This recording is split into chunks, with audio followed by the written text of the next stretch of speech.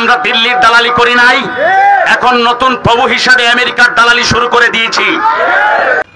আমরা গুরু নির্বাচনে ভুল করি। গুরু আমাদের গলতটা শুরুতেই নয়, আমাদের গলত হচ্ছে গুরুতেই। গুরুতেই গলত, গুরুতেই গলত।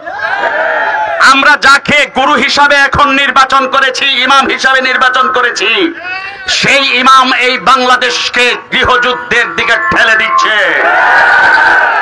আর বলবো সাধু সাবধান, সাধু সাধু সাধু। তোমার মতো তোমার থেকে বড় বড় সাধুদেরও পিটিয়ে দেশের জনতার দেশ থেকে বিতাড়িত করেছে।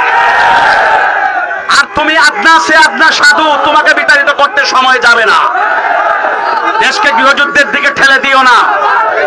শোনেন, তালামিজে ইসলামিয়া সাহেব কিবলা ফুলতলির কর্মী ভাইদের উদ্দেশ্যে বলছি, আমরা ন্যায্য এবং সঠিক অধিকার আদায়ের দাবিতে ঐক্যবদ্ধ থাকব। কোন অন্যায়ের পক্ষে কখনো আমরা সমর্থন জানাবো না, অন্যায়ের পক্ষে আমরা কখনো সামিল থাকব না। আমি সর্বপ্রথম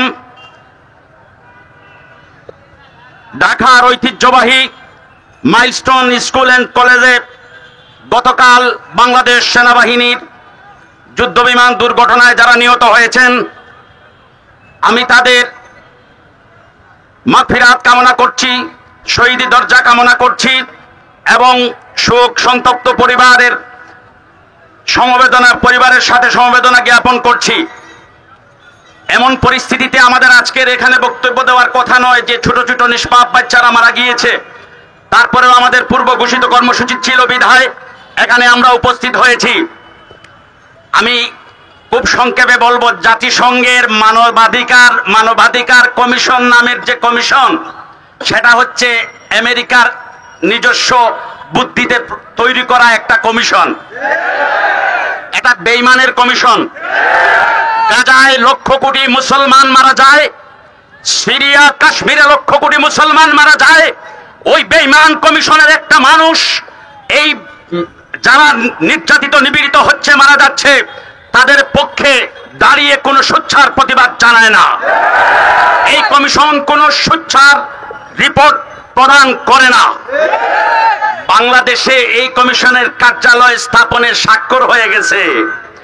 আমার ভাইরা, সিলেটবাসী, মুসলিম জনতা, সর্বশ্রেণী জনসাধারণ, একটা কথা বলতে চাই, স্থাপন হয়ে গেছে বাংলাদেশে জাতিসংঘ মানবাধিকার কমিশনের দপ্তর বা কার্যালয়।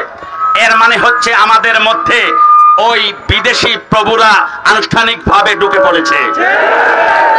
আমরা দিল্লির দালালি করি নাই, এখন নতুন প্রভু হিসাবে আমেরিকার দালালি শুরু করে দিয়েছি।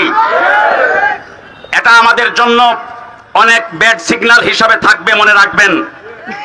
আর আরেকটা কথা আমরা বারবার ভুল করি, আমরা গুরু নির্বাচনে ভুল করি। গুরু আমাদের গলতটা শুরুতেই নয়, আমাদের গলত হচ্ছে গুরুতেই।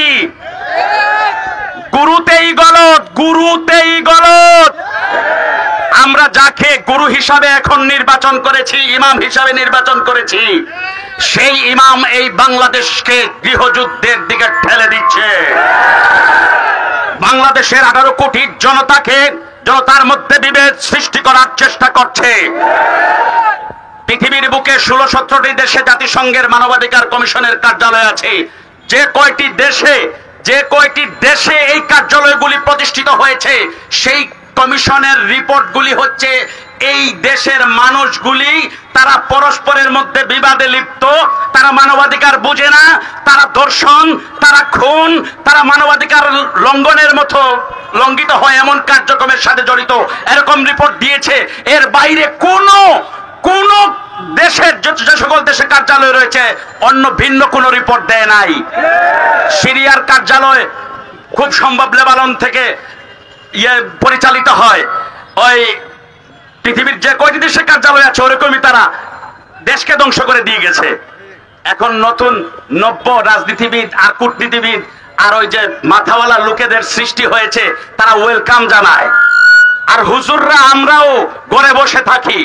আনুষ্ঠানিকভাবে এই দেশ যে মানবাধিকার লঙ্ঘনকারী একটি দেশ, তা প্রমাণ হয়ে গেছে এই কার্যালয় স্থাপনের মধ্য দিয়ে। তাহলে আসুন আমরা প্রতিবাদ জানাই। আর বলবো সাধু সাবধান, সাধু সাধু সাধু। তোমার মতো তোমার থেকে বড় বড় সাধুদেরও পিটিয়ে দেশের জনতার দেশ থেকে বিতাড়িত করেছে।